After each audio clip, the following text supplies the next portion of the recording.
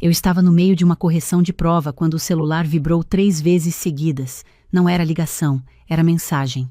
Da minha vizinha do andar de baixo, a dona Conceição, que raramente me mandava mensagem sobre qualquer coisa que não fosse reclamação do barulho do meu cachorro. Abri com um dedo só, sem tirar os olhos das redações empilhadas na mesa. Tem uma moça aqui no prédio com mala grande dizendo que vai morar no seu apartamento. O porteiro deixou ela entrar porque ela tem chave. Você sabe disso? Eu li 2 vezes. Depois li uma terceira. Fui até a porta do meu escritório, que é o quarto menor do apartamento, e fiquei olhando para o corredor por alguns segundos, tentando entender se eu tinha lido errado. Não tinha.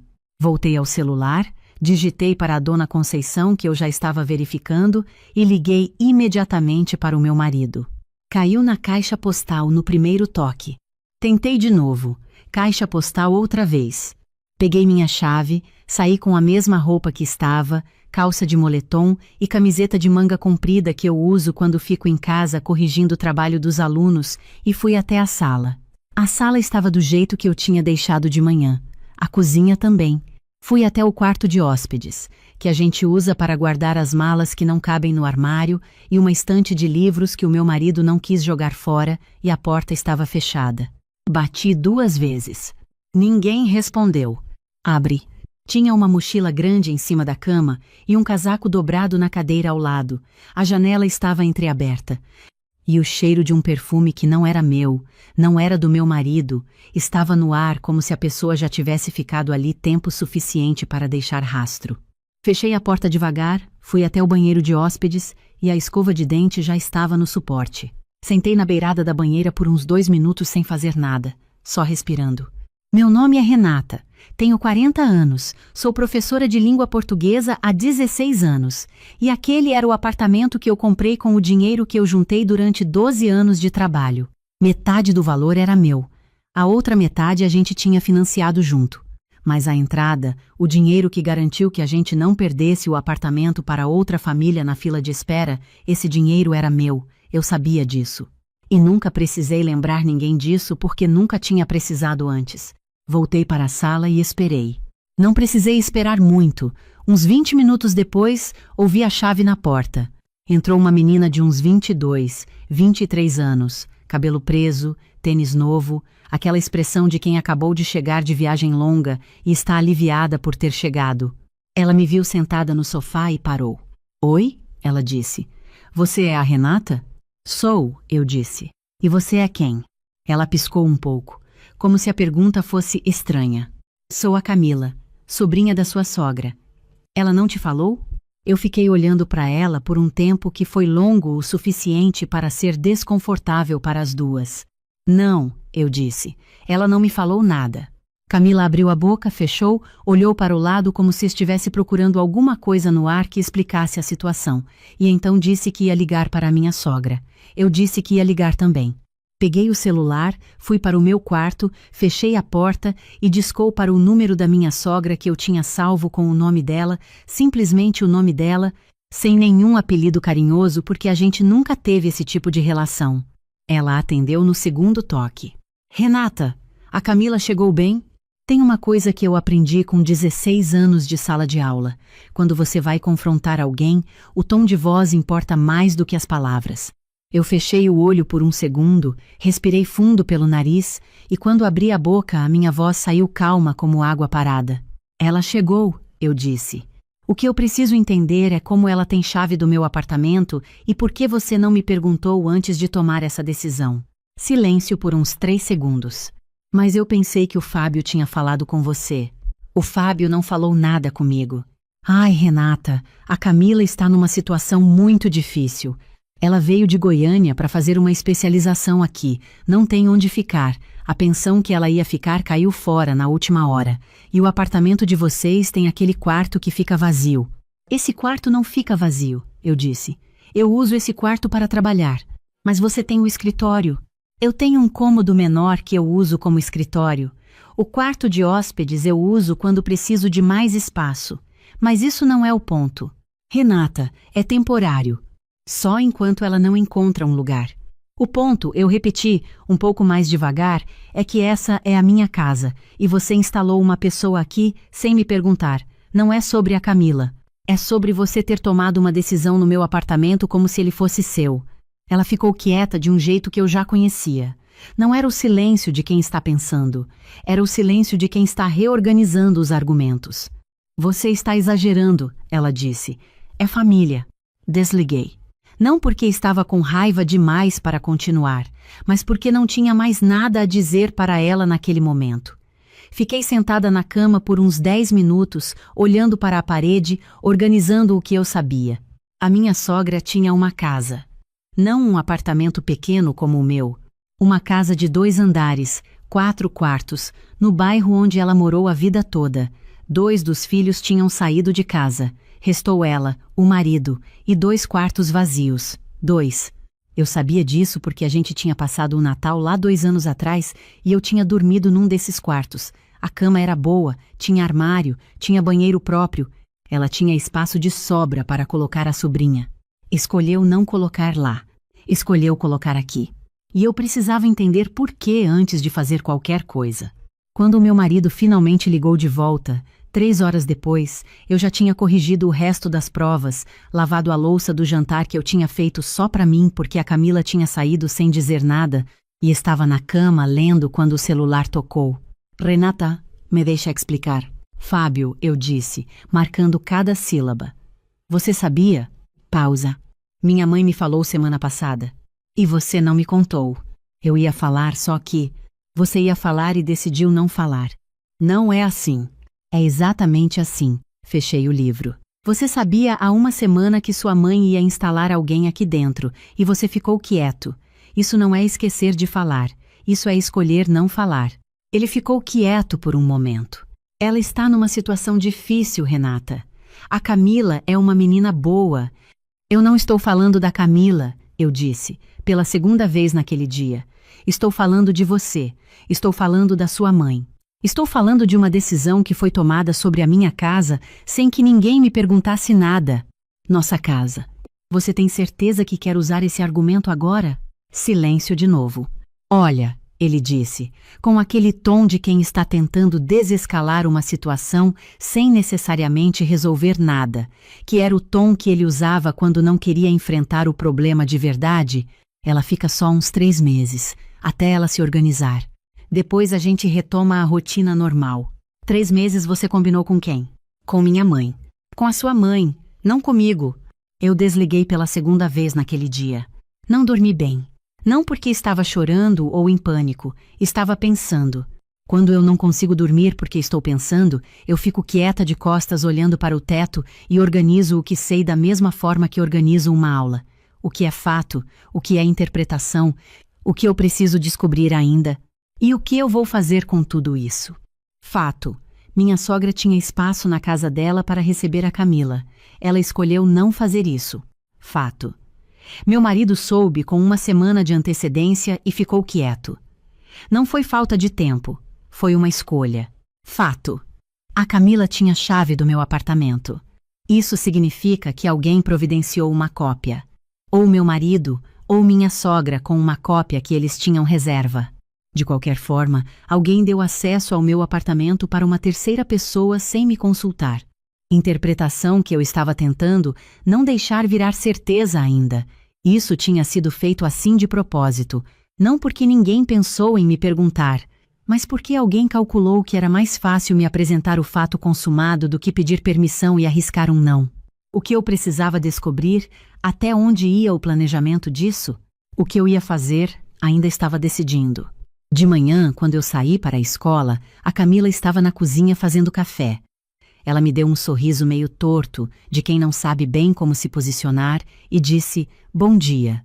Eu disse bom dia de volta, peguei minha bolsa e saí. No caminho para a escola, eu liguei para a minha amiga Patrícia, que é advogada e que eu conheço desde a faculdade, não para pedir conselho jurídico naquele momento. Só para falar com alguém que eu sabia que ia me ouvir sem tomar partido por nenhum dos lados até entender a situação toda. Ela ouviu tudo sem me interromper. Quando eu terminei, ela ficou quieta por uns 5 segundos. Você quer minha opinião de amiga ou de advogada? As duas. De amiga. O problema não é a menina. O problema é o padrão. Isso não surgiu do nada. Ela tinha razão. Não tinha surgido do nada. Eram pequenas coisas que eu tinha deixado passar porque cada uma delas, sozinha, parecia pequena demais para virar um conflito. A sogra que aparecia sem avisar e reorganizava minha geladeira para ajudar, o meu marido que concordava com as sugestões dela sobre onde eu devia colocar a estante, sobre como eu devia organizar o guarda-roupa, sobre qual dia era melhor para receber visita, as opiniões dela sobre as minhas escolhas de decoração que chegavam filtradas pela boca do meu marido como se fossem ideias dele. Pequenas coisas. Mas padrões são feitos de pequenas coisas. De advogada, Patrícia continuou: você tem direitos claros aqui. Esse apartamento está no seu nome também. Ninguém pode instalar um terceiro sem o consentimento de ambos os titulares. Se você quiser, tem caminho jurídico. Ainda não, eu disse, mas me explica como funciona esse caminho, só para eu saber que ele existe. Ela explicou. Eu ouvi com atenção, como ouço quando estou aprendendo algo novo que pode ser útil mais tarde, e agradeci antes de desligar. As aulas daquele dia foram normais. Eu entro na sala de aula e alguma coisa muda em mim automaticamente, como se houvesse um interruptor. Os problemas ficam do lado de fora. Dentro, sou professora.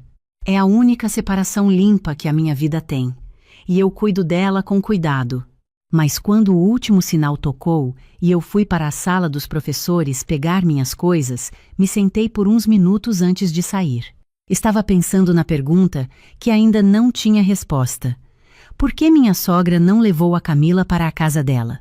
Não era falta de espaço, eu tinha visto com meus próprios olhos. Não era falta de recursos.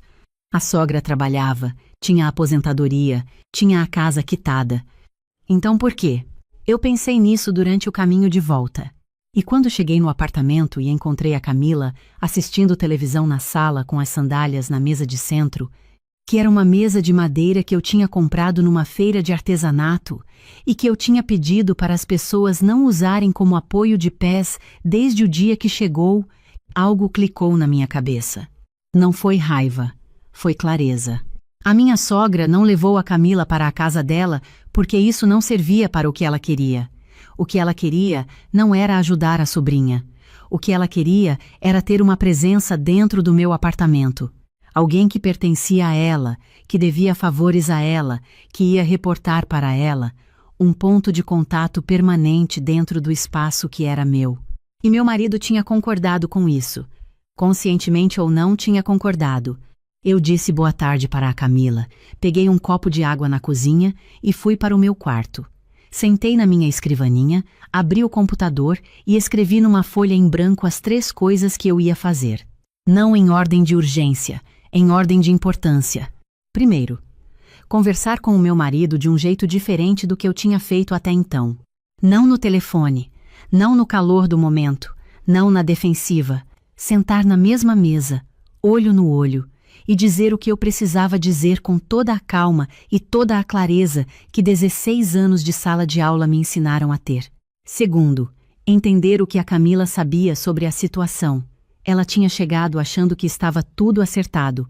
Alguém tinha dado essa informação para ela. Eu precisava saber o que ela sabia para entender o quanto ela era parte do problema ou vítima da mesma falta de comunicação que eu. Terceiro, definir as regras da minha própria casa. Não como punição, não como vingança, mas porque regras claras são a única coisa que impedem situações assim de se repetirem. Meu marido chegou naquela noite por volta das 8. Ele entrou na sala, cumprimentou a Camila com uma naturalidade que me disse que os dois já se conheciam de antes, o que confirmou o que eu já suspeitava, e veio até a cozinha, onde eu estava terminando de preparar o jantar. Renata... Ele começou. Jantar daqui a pouco, eu disse. A gente conversa depois, tudo bem? Ele ficou me olhando por um segundo, sem saber bem o que fazer com aquela calma, e foi trocar de roupa. A gente jantou. Eu perguntei para a Camila sobre a especialização, o que ela estava estudando, quanto tempo durava o curso. Ela respondeu com cuidado, ainda tentando calibrar como eu estava me sentindo em relação à situação. Era uma menina inteligente. Eu percebi isso nessa conversa. Ela sabia que alguma coisa estava errada, mesmo que não soubesse exatamente o quê. Depois do jantar, quando a Camila foi para o quarto, eu disse para o meu marido que a gente precisava conversar e que eu preferia fazer isso na varanda. A gente foi para a varanda. Ele foi com a postura de quem está esperando uma briga. Eu fui com a postura de quem vai dar uma aula. Fábio, eu quero entender uma coisa antes de dizer qualquer outra coisa. Eu quero entender por que você não me contou. Eu já disse eu ia. Não, eu disse, levantando uma mão levemente. Não estou pedindo justificativa. Estou pedindo a resposta verdadeira. Você sabia há uma semana. Você teve tempo. Você escolheu não falar. Por quê? Ele ficou olhando para o chão da varanda. Porque eu sabia que você ia dizer não. Eu deixei isso ficar no ar por um momento. E se eu dissesse não, o que acontecia? Ele levantou os ombros. Ia ter confusão. Minha mãe ia ficar chateada, a Camila ia ficar sem lugar, ia ser um problema. Então você escolheu me colocar diante do fato consumado para que eu não tivesse opção de dizer não. Ele não respondeu, mas também não negou. Fábio, eu disse. Bem devagar. Quando você faz isso, quando você tira a minha capacidade de dizer não sobre a minha própria casa, você não está me poupando de um conflito. Você está me dizendo que a opinião da sua mãe importa mais do que a minha. Ele levantou a cabeça. Não é isso. Então me explica o que é. Ficou quieto de novo. É mais fácil, ele disse finalmente. Quando eu concordo com ela, as coisas ficam mais calmas. Quando eu me coloco no meio, todo mundo fica bravo comigo. Eu entendo que é mais fácil, eu disse. E eu entendia de verdade. Conheço esse padrão. Vi ele em alunos que evitam conflito até o momento em que o conflito explode sozinho. Mas mais fácil para você nesse caso significa mais difícil para mim. E isso não é uma divisão justa. Ficamos em silêncio por um tempo. A noite estava quente, um vento fraco de vez em quando. O que você quer que eu faça? Ele perguntou. Não era uma pergunta defensiva. Era genuína. Eu quero que a gente decida junto, a partir de agora, o que acontece nessa casa. Não você e sua mãe. Você e eu. Ele assentiu lentamente. E a Camila? Ele perguntou. A Camila pode ficar por um período específico, com uma data de saída combinada entre todos nós, incluindo eu, e com regras claras de convivência. Ou pode ir para um lugar que tinha desde o início disponível para ela. Eu disse isso sem raiva, só como um fato. A casa da sua mãe tem 2 quartos vazios, Fábio. Você sabe disso. Ele fechou os olhos por um segundo. Minha mãe não quis. Eu sei, eu disse. Eu sei que ela não quis. E isso é o que me diz tudo o que eu precisava saber sobre o que isso aqui realmente é. No dia seguinte, eu conversei com a Camila sozinha, enquanto meu marido estava no trabalho, e antes de eu sair para a escola, sentei com ela na mesa da cozinha, com 2 cafés, e falei com a mesma clareza que eu teria com qualquer pessoa adulta que merecia honestidade. Camila, eu disse, eu não tenho nada contra você. Você foi colocada numa situação que não foi totalmente transparente com nenhuma das duas. Alguém te disse que estava tudo acertado quando não estava. Então, antes de qualquer coisa, eu quero que você saiba que eu entendo isso. Ela ficou me olhando com uma expressão de alívio misturado com vergonha. Eu achei que você sabia, ela disse. Quando a tia me ligou semana passada dizendo que eu podia vir, eu perguntei se estava tudo combinado com você, e ela disse que sim. Ela disse que estava combinado comigo especificamente? Sim. Fechei os olhos por meio segundo, então minha sogra não tinha só agido sem me perguntar. Ela tinha dito para a sobrinha que eu tinha concordado. Tinha mentido para a Camila para garantir que ela viesse antes de qualquer coisa ser resolvida. Eu não sabia, eu disse para a Camila. Ninguém me perguntou, mas isso não é culpa sua. Ela ficou quieta por um momento. O que vai acontecer agora? Isso é o que a gente vai decidir com calma, eu disse. Você tem o curso para fazer. Você tem uma vida para organizar aqui. Eu não quero atrapalhar isso. Mas eu preciso que as coisas sejam diferentes do jeito que chegaram. A Camila era, como eu tinha percebido no jantar, uma menina inteligente e fundamentalmente honesta. Ela olhou para mim e disse, eu entendo, e eu acho que a tia errou. Essa frase me desarmou mais do que eu esperava. Naquela tarde, depois da escola, liguei para a minha sogra. Dessa vez a conversa foi diferente da primeira. Não porque eu estava mais calma, estava calma nas duas, mas porque dessa vez eu tinha todas as peças. Eu soube que você disse para a Camila que eu tinha concordado com a situação, eu disse. Pausa longa. Eu disse que estava combinado com o Fábio. Ela me disse que você disse que estava combinado comigo. Outra pausa. Renata, você está fazendo uma tempestade em copo d'água. Eu tenho 40 anos, eu disse, cortando gentilmente, mas com firmeza. Tenho 16 anos de carreira. Sou cotitular do apartamento onde você instalou sua sobrinha. Eu sei a diferença entre uma tempestade e um problema real. Respirei. O problema real é que você tomou uma decisão na minha casa sem me consultar. Você mentiu para a sua sobrinha dizendo que eu tinha concordado, e você tem 2 quartos vazios em casa que poderiam ter resolvido essa situação sem nenhum conflito. Silêncio. A casa da sua sobrinha fica do outro lado da cidade, ela disse por fim. Ela ia demorar muito para chegar na faculdade. A sua casa fica 10 minutos mais perto da faculdade do que a minha, eu disse. Eu tinha verificado no mapa na noite anterior. Eu sei disso porque eu pesquisei. Silêncio mais longo. Você não precisa fazer isso, ela disse. E pela primeira vez eu ouvi algo diferente na voz dela. Não era raiva. Era algo mais próximo de desconforto. A Camila já está lá. Já se instalou. Mudar agora vai ser uma confusão. Nós vamos encontrar uma solução que funcione para todos, eu disse. Inclusive para a Camila. Mas eu preciso que você entenda que essa não foi uma situação onde você ajudou alguém. Foi uma situação onde você tomou uma decisão que era minha para tomar. Não desliguei com raiva. Desliguei quando eu tinha dito o que precisava dizer. Nessa mesma semana, a Camila, o meu marido e eu sentamos juntos e fizemos o que eu tinha proposto. Definimos um prazo, 1 mês e meio, durante o qual ela ficaria no apartamento enquanto procurava um quarto para alugar próximo da faculdade.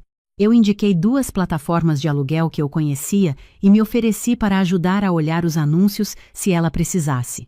O meu marido ficou quieto durante boa parte da conversa, mas assinou o acordo informal que a gente fez, que era só um documento escrito por mim e testemunhado por nós 3, com as condições de convivência e a data de saída. Não foi uma reunião fácil, mas foi honesta.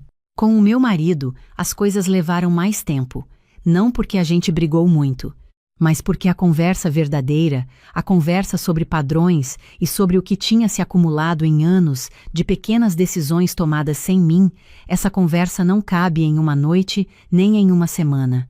Ela foi acontecendo aos poucos, nas brechas, nos momentos em que ele chegava da reunião com a mãe e eu perguntava o que tinha sido decidido, e ele começou, devagar, a perceber que tinha passado anos sendo intermediário de decisões que deveriam ser minhas também. Foi doloroso para ele. Eu vi isso. Não me alegrei com essa dor, mas também não cedi porque ela existia. Houve um dia específico, acho que umas 3 semanas depois de tudo ter começado, em que o meu marido chegou em casa no final da tarde, antes do horário normal, e ficou na cozinha me ajudando a fazer o jantar sem que eu tivesse pedido. Ficamos lá cortando legumes em silêncio por um tempo, e então ele disse: "Minha mãe ligou hoje querendo saber quando a Camila ia ser convidada a sair, foi como ela falou." Eu não disse nada, continuei cortando. Eu disse que a gente tinha combinado um prazo com a própria Camila e que estava sendo respeitado. Ela ficou brava. Eu imagino. Eu disse que era uma decisão nossa. Parei de cortar. Olhei para ele. "Você disse isso?" Disse. Ficamos nos olhando por um momento. "Como foi?" eu perguntei. Ele fez uma expressão de quem acabou de descobrir que algo que parecia impossível é apenas desconfortável. "Difícil", ele disse, "mas possível." Sorri. Não um sorriso de vitória, um sorriso de alívio genuíno. A Camila saiu no prazo combinado, um dia antes, na verdade, porque ela tinha encontrado um quarto com 2 semanas de antecedência e quis se organizar cedo. Na manhã em que ela foi embora, a gente tomou café juntas antes de o meu marido acordar, e ela me disse que tinha aprendido alguma coisa com aquilo tudo que ela não esperava aprender. "O quê?" eu perguntei. "Que as pessoas que fazem favores, às vezes estão fazendo o favor para elas mesmas", ela disse. "Minha tia não quis me ajudar. Ela quis usar a minha situação para fazer alguma coisa que ela queria de qualquer jeito."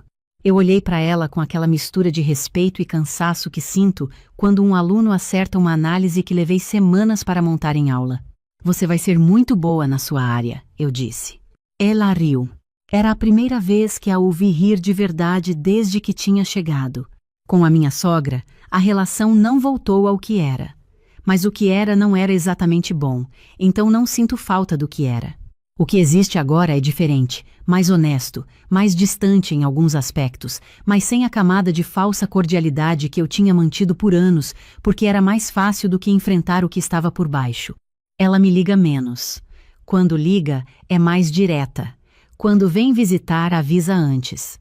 Não porque eu impus regras como se fossem punições, mas porque ficou claro, sem gritos, sem ultimatos, sem cenas dramáticas, que eu era uma pessoa com limites e que esses limites eram reais. Há algo que eu penso às vezes, quando estou corrigindo provas no escritório pequeno ou quando passo pela porta do quarto de hóspedes que voltou a ser só um quarto de hóspedes. O que aconteceu naquele período não foi apenas sobre uma moça com mala aparecendo na minha porta. Foi sobre uma série de acordos tácitos que eu tinha feito sem perceber. Acordos do tipo, para manter a paz, eu abro mão de vós, que estavam se acumulando até o momento em que não tinham mais como ser ignorados. Não me arrependo de nada do que fiz. Não da forma como falei com a minha sogra, não da conversa com a Camila, não das noites difíceis com o meu marido, onde a gente teve que olhar para coisas que era mais confortável não ver. Não foi fácil, mas foi necessário. O meu marido é um homem que aprendeu, durante muitos anos, que a maneira de existir em paz era evitar o conflito a qualquer custo, inclusive o custo de trair a confiança da mulher com quem escolheu construir uma vida. Isso não desaparece rápido, mas muda. Quando a pessoa quer, muda. Eu sei que parece simples quando eu conto assim. Parece que foi uma sequência de conversas calmas e tudo se resolveu. Mas houve noites em que eu fiquei deitada com os olhos abertos, perguntando se eu estava destruindo algo que podia ser preservado de outro jeito, se eu estava sendo dura demais, se talvez a paz que existia antes, mesmo que construída sobre silêncios, não fosse preferível à turbulência do que estava vindo. E toda vez que esse pensamento chegava, eu lembrava da escova de dente no suporte do banheiro que não era meu. Lembrava de ter que bater na porta do meu próprio quarto de hóspedes. Lembrava da minha sogra dizendo com toda a naturalidade do mundo que tinha tomado uma decisão sobre o meu apartamento porque havia um quarto vazio, como se o quarto vazio fosse uma questão de gestão de espaço e não uma questão de respeito básico. E lembrava que a mulher que aguenta tudo para manter a paz não está construindo uma vida, está adiando uma conversa. Eu escolhi não adiar mais. Hoje, o apartamento é meu de um jeito que antes era só no papel. O quarto de hóspedes tem os livros do meu marido na estante e fica vazio quando a gente não tem visita, e quando a gente tem visita é porque a gente decidiu juntos ter. A geladeira está organizada do jeito que eu quero. A mesa de centro não tem mais marcas de sandália. São coisas pequenas, mas padrões são feitos de coisas pequenas. E o meu nome é Renata, tenho 40 anos. Sou professora de língua portuguesa há 16 anos, e essa é a minha casa. 3 anos, 2 meses e 11 dias. Esse é o tempo que passei dormindo em colchonete no corredor do hospital, esquecendo o que era ter uma noite inteira de sono, abrindo mão de viagens, de relacionamentos, de aniversários, de tudo que uma mulher de 40 anos ainda sonha em viver. 3 anos, 2 meses e 11 dias cuidando da minha mãe sozinha. E no dia em que ela morreu, meu irmão apareceu na porta do hospital com um advogado e uma pasta cheia de documentos. Eu olhei para ele, depois olhei para o advogado, depois olhei para o relógio na parede do corredor. Faltavam exatamente 24 horas. Mas deixa eu te contar tudo desde o começo, porque essa história precisa ser contada com calma, do jeito certo, para que você entenda cada detalhe do que aconteceu. Minha mãe se chamava Dona Conceição, 68 anos, cabelos brancos que ela não deixava ninguém pintar, uma cozinha que cheirava a canela e cravo toda manhã de domingo, e uma dignidade que eu nunca vi em nenhuma outra pessoa na minha vida. Ela criou 2 filhos praticamente sozinha depois que meu pai foi embora quando eu tinha 12 anos, e meu irmão, o Rodrigo, tinha 9. Ela lavou roupa para fora, fez bolo para vender, deu aula particular de português para crianças do bairro e nunca, uma única vez, deixou de colocar comida na mesa ou de mandar a gente para a escola com o uniforme lavado. Eu cresci vendo essa mulher lutar e prometi a mim mesma que um dia eu ia devolver tudo que ela deu para mim. O Rodrigo cresceu vendo a mesma coisa, mas tirou uma conclusão diferente. Quando a gente ficou adulto, eu fui para a enfermagem, passei em concurso público, trabalhei em hospital público por 15 anos, depois fui para uma clínica particular. Nunca fiquei rica, mas me mantive. Construí uma vida pequena e honesta numa cidade do interior de Minas Gerais, a 40 minutos de onde minha mãe morava. O Rodrigo foi para São Paulo com 22 anos dizendo que ia fazer a vida. Nos primeiros 2 anos ligava todo mês. Às vezes mandava um dinheiro pequeno para minha mãe. Depois as ligações foram ficando mais espaçadas. Depois viraram mensagem de WhatsApp no Natal e no aniversário dela. Depois viraram só um emoji de coração no status do WhatsApp quando ela postava alguma coisa. Minha mãe nunca reclamou do Rodrigo para mim, mas eu via nos olhos dela quando o assunto do filho aparecia. Tinha uma tristeza quieta ali, daquelas que a pessoa aprende a carregar sem fazer barulho. Quando ela teve o primeiro AVC, em março de 2021, eu estava no plantão. A vizinha dela, a dona Lourdes, me ligou às 2 da manhã, dizendo que tinha encontrado minha mãe caída no banheiro. Eu saí do hospital sem nem assinar o ponto de saída. Peguei o carro e fui. O Rodrigo, eu liguei 6 vezes no caminho. Ele atendeu na 4ª ligação, a voz grossa de quem acabou de acordar, e disse que ia ver o que podia fazer. Eu cheguei ao pronto-socorro com minha mãe ainda na maca de triagem. O Rodrigo chegou 11 dias depois, numa sexta-feira de tarde, com uma mala pequena e um sorriso de quem não tinha culpa de nada. Ficou 4 dias. Disse que o trabalho não deixava ele ficar mais. Eu não disse nada. Segurei o que eu tinha para dizer e fiquei olhando para o corredor do hospital enquanto ele se despedia da minha mãe com um abraço longo demais para compensar uma ausência curta demais. Depois que ele foi embora, minha mãe me pegou pela mão e disse: "Fernanda, você não precisa ficar com raiva por mim." Eu disse que não estava com raiva. Ela me olhou com aqueles olhos que conheciam todos os meus segredos desde que eu tinha 5 anos e disse: "Tá bom, minha filha." A gente não falou mais sobre o assunto. O segundo AVC veio 8 meses depois, mais forte que o primeiro. Dessa vez, minha mãe ficou com sequelas. A fala ficou arrastada, o lado direito do corpo perdeu parte da força, e o médico foi muito claro comigo. Ela não podia mais morar sozinha. Precisava de cuidado constante, de fisioterapia 3 vezes por semana, de acompanhamento neurológico mensal, de alguém que soubesse o que fazer numa emergência. Eu pedi transferência para o hospital da cidade dela. Consegui. Peguei as minhas coisas, fechei meu apartamento e fui morar na casa da minha mãe. Liguei para o Rodrigo para contar. Ele disse que era muita coisa para processar de uma vez, que ia pensar, que a gente conversava melhor no fim de semana. No fim de semana, ele não ligou. Eu liguei. Ele disse que estava num churrasco, que podia ser na segunda. Na segunda, a ligação foi curta. Ele disse que a situação era muito difícil financeiramente para ele naquele momento, que tinha acabado de trocar de carro, que a parcela estava pesada, mas que ia ajudar com o que pudesse. Nos 3 anos seguintes, o que ele pôde foi R$ 400 em 2 natais e uma visita de 3 dias que ele passou mais no celular do que com a minha mãe. Eu não vou ficar aqui falando mal do meu irmão, como se fosse fácil julgar o que as pessoas fazem ou deixam de fazer. O que eu vou te dizer é o que eu vivi. E o que eu vivi foi o seguinte: eu acordava às 6 da manhã para ajudar minha mãe a se levantar, dar o banho, preparar o café com a consistência certa, porque ela tinha dificuldade para engolir líquido ralo depois do segundo AVC. Eu levava ela para a fisioterapia, conversava com o neurologista, administrava os remédios, aprendi a fazer exercícios com ela em casa, aprendi sobre nutrição para pessoa idosa com sequela neurológica, aprendi a ler os sinais do corpo dela antes que ela mesma soubesse que alguma coisa estava errada. Eu aprendi principalmente a estar presente, não de longe, não por mensagem, não em visita de 3 dias que serve mais para aliviar a consciência do que para ajudar de verdade. Presente de verdade, de corpo e alma, do tipo que cansa, do tipo que dói, do tipo que faz você olhar no espelho uma manhã e não reconhecer a mulher que está do outro lado, porque você passou tanto tempo cuidando de alguém que esqueceu de se cuidar.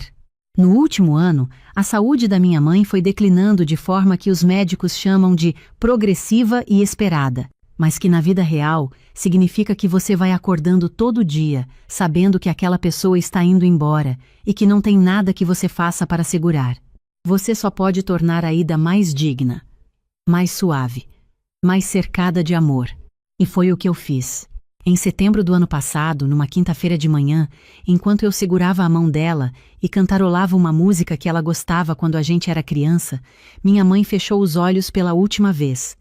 Eu fiquei ali por um tempo que não sei dizer quanto foi, nem longo nem curto, só necessário. Depois eu peguei o celular e liguei para o Rodrigo. Ele atendeu no segundo toque. A voz dele tinha um tom que eu não reconheci de imediato, uma urgência disfarçada de pesar. Disse minha Deus 3 vezes. Disse que ia providenciar tudo e chegar o mais rápido possível. Eu desliguei o telefone e fui providenciar o que precisava ser providenciado. O Rodrigo chegou no dia seguinte, no final da tarde, algumas horas antes do velório, e não veio sozinho. Do lado dele tinha um homem de terno cinza, cabelo penteado para trás, maleta de couro marrom na mão. O Rodrigo me apresentou como se fosse a coisa mais natural do mundo. Fernanda, esse é o Dr. Marcelo, meu advogado. Eu olhei para o Dr. Marcelo, depois olhei para o meu irmão, depois olhei para o relógio no corredor do hospital, e eu entendi tudo em 2 segundos. Meu irmão não tinha vindo despedir da nossa mãe. Ele tinha vindo garantir a parte dele. O Dr. Marcelo abriu a maleta com uma eficiência de quem já fez isso muitas vezes e tirou uma pasta. Disse que entendia que era um momento delicado, que pedia desculpas pelo timing, mas que havia questões urgentes relacionadas ao espólio que precisavam ser discutidas o quanto antes. Disse que a casa da minha mãe, avaliada em aproximadamente R$380 mil, mais os bens móveis e uma caderneta de poupança, totalizavam um patrimônio que, por lei, deveria ser dividido em partes iguais entre os herdeiros. Disse isso com uma voz calma, profissional, como se estivesse lendo uma lista de compras. Eu olhei para a pasta que ele segurava, olhei para o meu irmão, que tinha os olhos desviados para um ponto na parede atrás de mim, e eu senti alguma coisa acontecer dentro de mim que não foi raiva. Raiva eu esperava. O que eu senti foi mais frio que isso, mais limpo, foi clareza. Eu olhei para o Dr. Marcelo e disse: "O senhor pode me dar o seu cartão?" Ele pareceu ligeiramente surpreso, mas tirou um cartão da maleta e me entregou.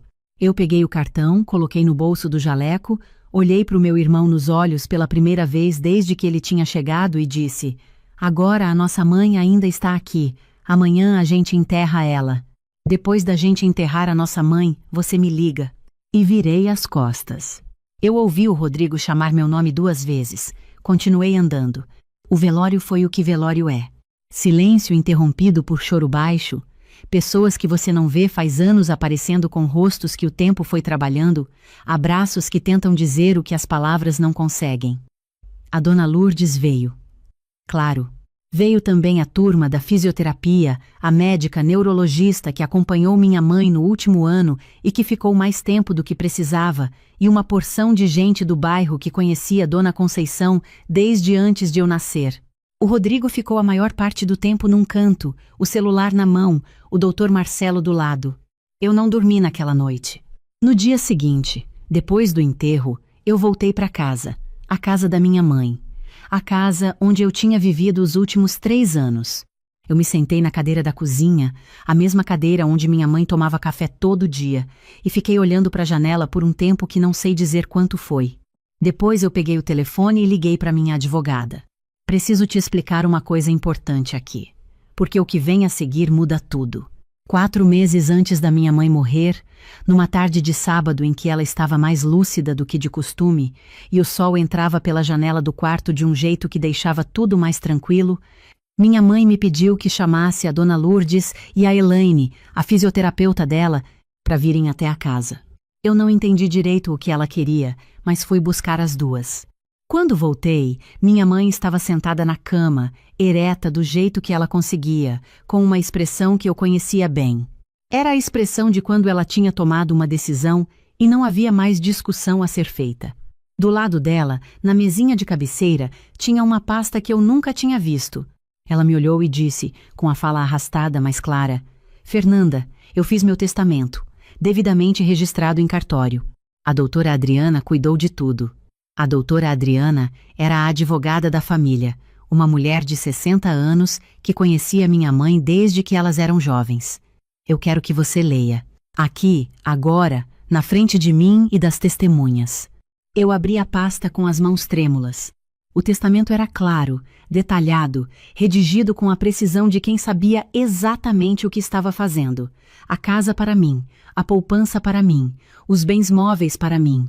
E uma cláusula específica, em linguagem jurídica que a doutora Adriana tinha se dado ao trabalho de também explicar em linguagem simples, num documento anexo, estabelecendo a razão: compensação por cuidados prestados de forma exclusiva e continuada, conforme previsto no ordenamento jurídico brasileiro.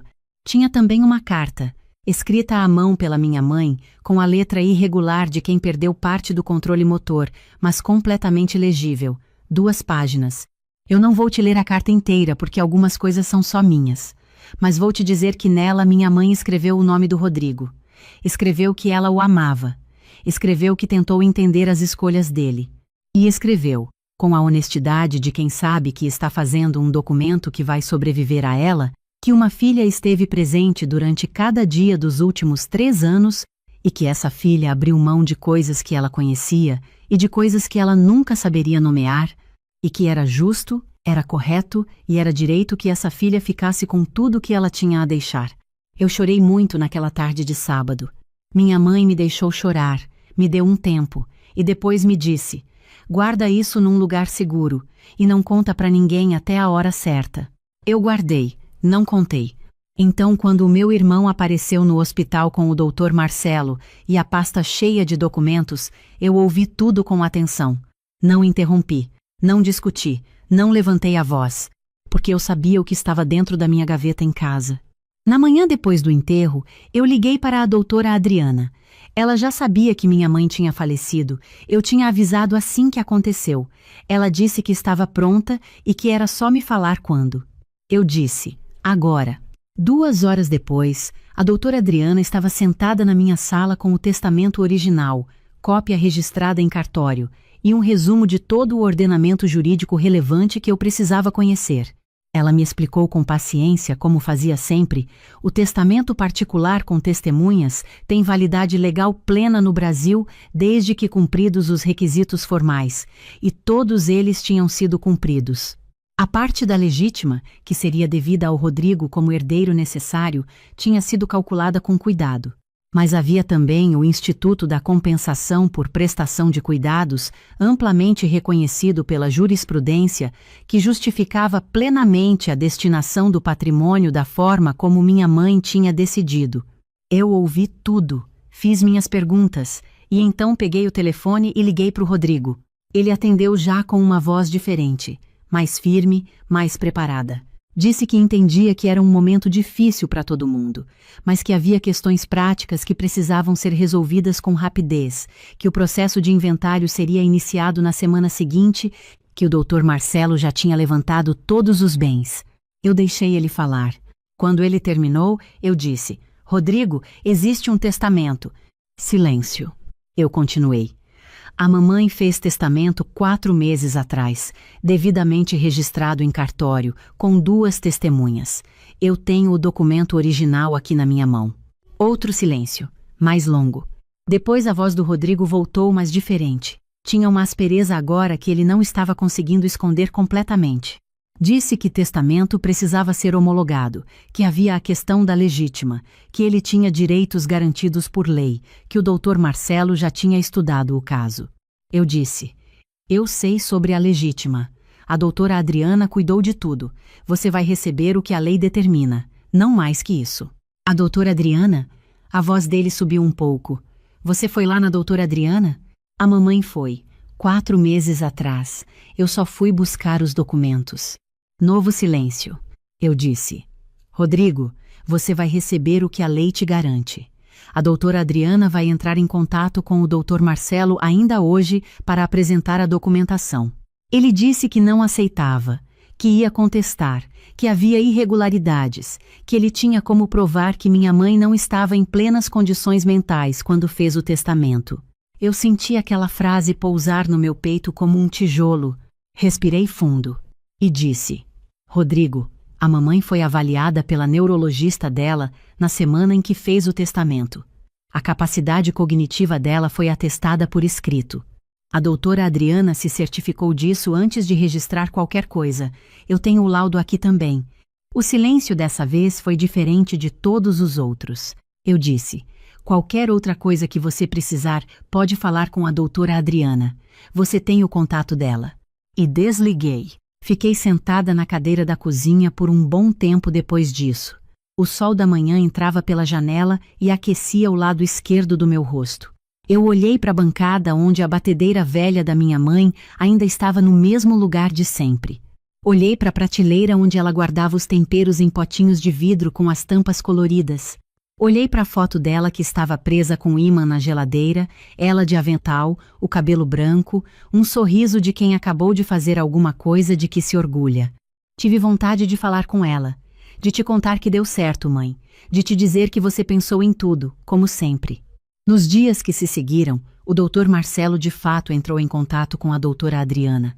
O Rodrigo também tentou me ligar mais 3 vezes. Eu atendi a primeira, onde ele tentou uma abordagem diferente, mais emocional, dizendo que a gente era família, que a mamãe não teria querido isso, que eu estava sendo egoísta. Eu disse a ele que eu passava para ele o que a mamãe tinha escrito sobre o assunto e que se depois de ler ele ainda quisesse dizer que ela não teria querido isso, a gente podia conversar. Enviei a foto da carta pelo WhatsApp. Ele não respondeu. Nas outras 2 ligações eu não atendi. O processo de inventário levou alguns meses, como sempre leva. Houve contestação por parte do Rodrigo, como ele tinha dito que haveria. O juiz analisou o testamento, o laudo neurológico, o registro em cartório, os documentos que comprovavam minha residência na casa durante os 3 anos de cuidado, os relatórios médicos, os recibos de fisioterapia, a declaração da doutora Adriana. Analisou tudo. A sentença saiu numa quarta-feira de manhã. Eu estava na clínica quando a doutora Adriana me ligou. Ela não precisou dizer muita coisa. O tom da voz dela já dizia: o testamento foi homologado integralmente. O Rodrigo recebeu o percentual mínimo garantido pela legítima, conforme a lei, e arcou com as custas processuais da contestação que ele mesmo tinha iniciado. Eu sentei numa das cadeiras da sala de espera da clínica, no meu intervalo, e fiquei olhando para o teto por uns 2 minutos. Uma das técnicas de enfermagem passou e me perguntou se eu estava bem. Eu disse que estava, e estava. De um jeito que é difícil de explicar, mas que eu vou tentar. Não era felicidade, exatamente. Não era nem aquele alívio enorme que a gente imagina que vai sentir quando uma situação difícil se resolve. Era mais simples do que isso. Era a sensação de que a conta tinha fechado. De que cada madrugada acordada, cada consulta, cada exercício de fisioterapia, cada prato de comida preparado na consistência certa, cada mão segurada no escuro quando ela tinha medo, cada hora que eu passei ao lado da minha mãe, em vez de estar em qualquer outro lugar, tudo isso tinha sido visto, tinha sido reconhecido, primeiro pela própria minha mãe, que com toda a dificuldade que tinha encontrado em mover a mão direita, tinha escolhido sentar e escrever 2 páginas para mim, e depois pela lei. Presença tem peso, cuidado tem valor, não de forma sentimental, não só no coração, de forma real, concreta, legal. Minha mãe sabia disso antes de mim. Tem uma coisa que eu preciso te dizer sobre esse período todo, sobre os 3 anos que eu passei cuidando dela, que as pessoas de fora às vezes não conseguem entender. Não foi só sacrifício. Eu não quero que você saia daqui achando que eu fui uma mártir, que eu abri mão de tudo e não ganhei nada em troca até o testamento chegar. Não foi assim. Naqueles 3 anos eu aprendi coisas que nenhuma faculdade ensina. Aprendi a ter paciência do tipo real, não a paciência de esperar a fila do banco, mas a paciência de sentar do lado de alguém que está aprendendo de novo a dobrar as próprias pernas para sair da cama, e não apressar, não dar a resposta antes da hora, não tirar da pessoa o direito de tentar. Aprendi que presença não é presença física só, é atenção, é olhar para o outro e realmente ver o que está lá, não o que você quer que esteja. Aprendi sobre a minha mãe coisas que eu não teria aprendido de nenhuma outra forma. Nas noites em que ela não conseguia dormir e eu ficava acordada com ela, ela me contava histórias que eu nunca tinha ouvido. Da infância dela no Nordeste, das amizades que ela tinha tido e perdido, dos medos que ela nunca tinha admitido para ninguém, das alegrias pequenas que a sustentaram nos anos mais duros. Eu aprendi quem ela era além de ser minha mãe. E isso eu não trocaria por nada. Então, quando as pessoas me dizem que sacrifício você fez, eu sempre corrijo. Não foi só sacrifício, foi também privilégio. Foi tempo com ela que o Rodrigo não vai ter nunca mais. Nenhuma quantia de dinheiro compra de volta. Nenhum processo jurídico restitui. Ele ganhou alguma coisa com a contestação que ele entrou? Não. Perdeu dinheiro com as custas, perdeu tempo, perdeu a possibilidade de ter uma despedida digna da nossa mãe, porque chegou com o advogado no dia em que ela tinha morrido. E perdeu, principalmente, algo que não tem nome em nenhum documento legal. Perdeu a memória de ter estado lá. Eu tenho essa memória, inteira. Ainda moro na casa da minha mãe. Às vezes acordo de madrugada e por um segundo, meio dormindo, fico esperando ouvir o sino que ela chamava quando precisava de alguma coisa durante a noite. Aí lembro. E fico quieta na escuridão por um momento.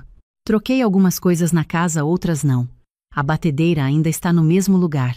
Os potinhos de tempero também. A foto na geladeira. Na semana passada eu fiz o bolo de laranja que ela fazia todo domingo, seguindo a receita dela que estava num caderninho velho na gaveta da cozinha. Ficou parecido, mas não igual. Acho que nunca vai ficar igual. Acho que tudo bem assim. Tem dias que a saudade pesa de um jeito que surpresa. Pensava que depois de tanto tempo acompanhando a partida dela, gradualmente, de dentro, eu ia estar mais preparada. Mas saudade não funciona assim. Ela chega quando quer, sem avisar, e não respeita o quanto você achou que estava preparado. O que eu descobri é que eu consigo carregar essa saudade. É pesada, mas não me derruba, porque junto com ela vem a certeza de que eu fiz o que precisava ser feito. Não por testamento, não por herança, não por nenhuma recompensa que eu pudesse ou não receber no final.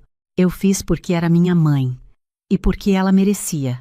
E aprendi que a presença que a gente oferece nas horas difíceis diz quem a gente é de uma forma que nenhuma outra coisa consegue dizer. Não é o que você fala no velório. Não é o quanto você chora na frente dos outros. É o que você faz nos dias ordinários, nas quartas-feiras sem nada de especial, nas madrugadas em que ninguém está vendo. É nesses momentos que a gente se revela, para si mesmo e para quem está do lado. Minha mãe me viu. Durante 3 anos, 2 meses e 11 dias, ela me viu. E no final, de um jeito que só ela seria capaz de arquitetar com aquela dignidade silenciosa que sempre foi a marca dela, ela garantiu que o mundo também visse. Não preciso de mais do que isso.